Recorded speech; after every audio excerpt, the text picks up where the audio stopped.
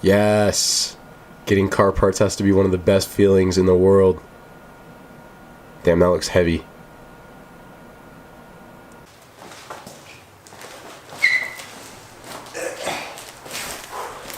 That is not light. Alright guys, so I actually woke up early today. Did not miss the delivery of this package. So in this box is the new transmission for the hatch. It's pretty heavy. The FedEx guy didn't look too happy delivering it to the door, but it made it here. We're gonna open her up real quick and yeah, I'll show you guys what we got. So I'm gonna get her unboxed.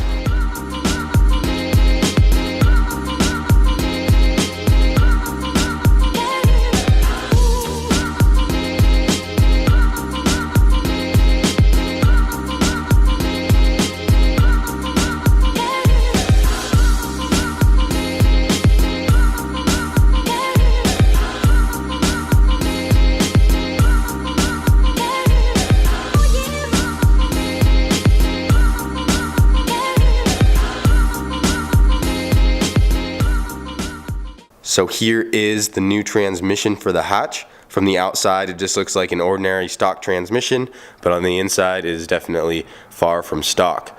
I was planning on pulling this thing apart to show you guys the insides of it and try to explain the differences between what's in this transmission and what a stock transmission would look like. But the guy already sent me some pictures of this thing pulled apart, and he re-siliconed it all back together right here and on this little cap. And it'll just save me some time if I don't have to go through that hassle of pulling this thing all the way apart just to try to explain what the differences are. So I am going to leave it together. I'm just going to try to briefly explain over here with some of these gears that I found in my shed what the differences are in this transmission compared to like a stock one. For those of you who know some things about transmissions, you'll probably be able to follow along pretty easily. But yeah, let's get right into it. So this transmission is not actually a full dog box, as some of you might think it is.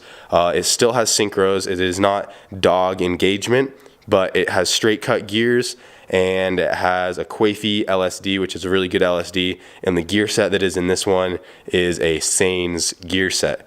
So it is pretty much a dog box, you know, in a sense. It is like just as strong as one, but it doesn't have true dog engagement. So what that means is that it still has synchros just like an ordinary gear set would, like these guys right here, and this one doesn't have a selector ring, but where the selector ring just slides over these little teeth right here, and that's just like what a normal synchro looks like.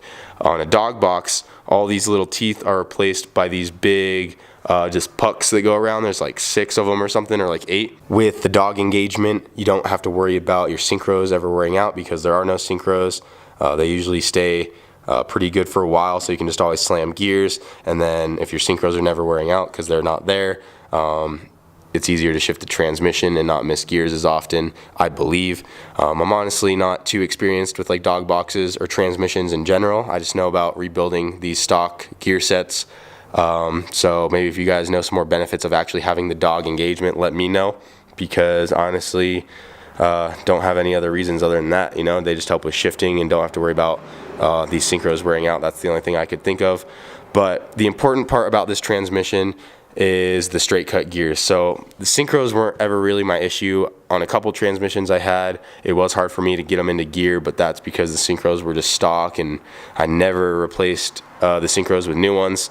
But this one will have some better synchros in it, and it has the straight cut gears. So right here, this is what a stock gear looks like from a stock gear set. They're just slanted little thin gears, and in this transmission they are all straight cut gears. So this slant right here is actually straight on all the gears all the way around, and the gear tooth itself is going to be much thicker.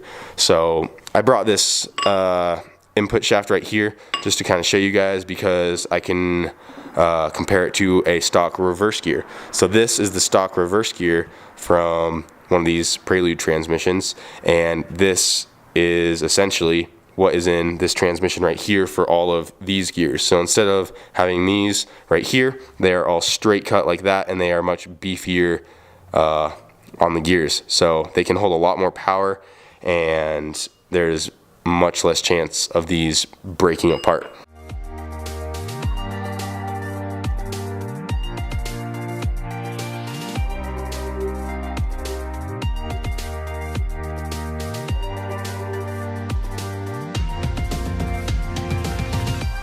hopefully that made some sense. It's kind of hard to explain transmission stuff if you haven't actually ever messed with one yourself. But yeah, long story short, this transmission is going to be much stronger than the one that is in the hatch, and hopefully it will hold up to the power we throw at it, and we can crack into the 9s. So that's the goal with this transmission.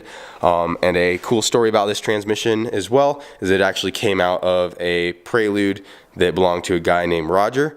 I think he's out like on the East Coast, and I actually found some old videos of his car. His best time in that Prelude was a 9.3 at 161 miles per hour.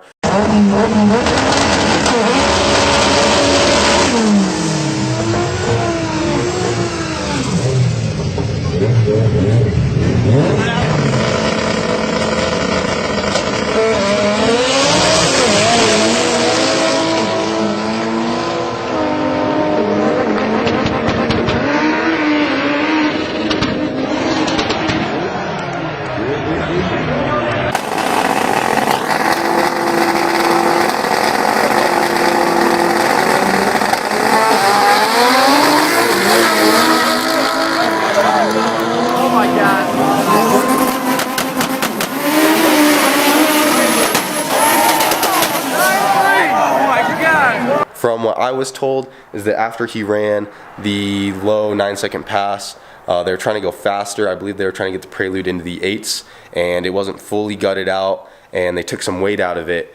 And once they went to run it again, they ended up wrecking the car, and they just never put the car back together. And then this transmission was sold off, and then it was just sitting ever since. And Brent actually knew the guy that had this transmission. Brent was the one who contacted him and helped me get this for the hatch. Keep in mind that this transmission ran that low 9-second pass in a Honda Prelude, which is going to be quite a bit heavier than my hatch over here.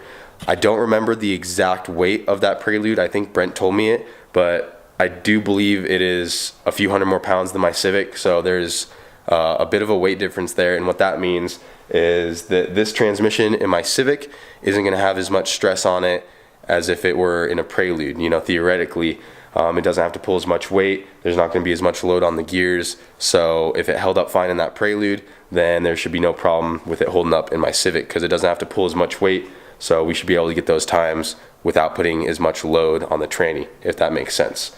So another thing that makes me think about is that if I can come across another one of these, it would be perfect for the minivan, because I am worried that the minivan, even with the hatches transmission, still isn't going to hold any power just because of how much more weight the van has.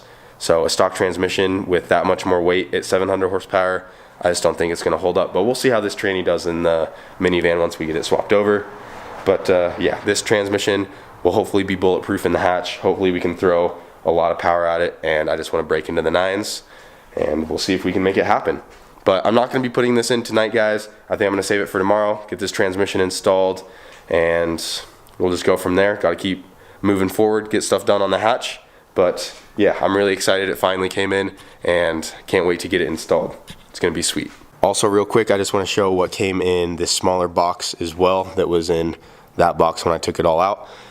He also gave me another final drive for this transmission. This one right here is a much shorter final drive, so the car will have a much lower top speed. He said this one was like kind of unusable, so I don't think I'm going to throw that in, but he said he had no use for it, so he's just giving it to me anyways. But I thought it would be a good comparison of showing you these straight cut gears right here. So this is what would bolt to the differential right here, and this is a stock counter shaft right here. Those are what the teeth look like on that. And then this is this aftermarket one with the straight cut gears, and they are much beefier. They are huge.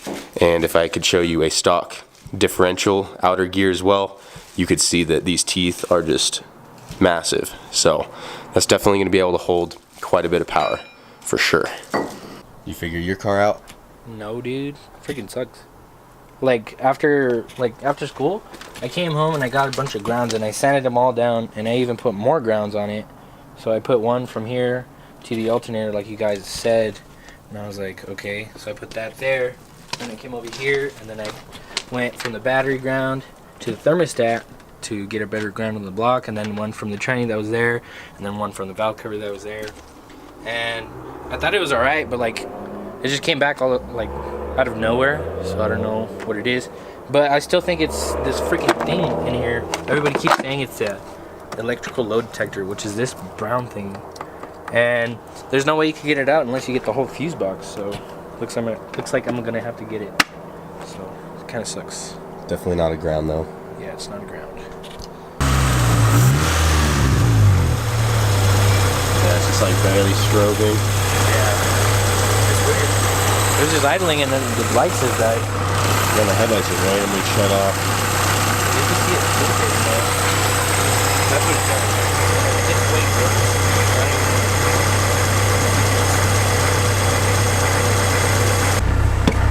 Does your radio ever do it too? Like, does all this ever start flashing? Yeah, everything does. Especially you can see it right here on the boost gauge. It's like flashing really. Like at night it's like really, really noticeable. So yeah, it's kind of hard to tell right now, but everything's just like dimming on and off. Yeah. You could hear it in the motor too.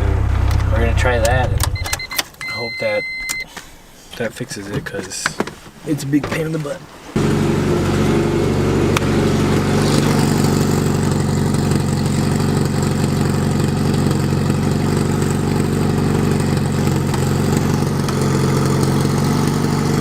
That's all for tonight. Thank you all for watching. Tomorrow we're gonna try to get this thing installed in the hatch.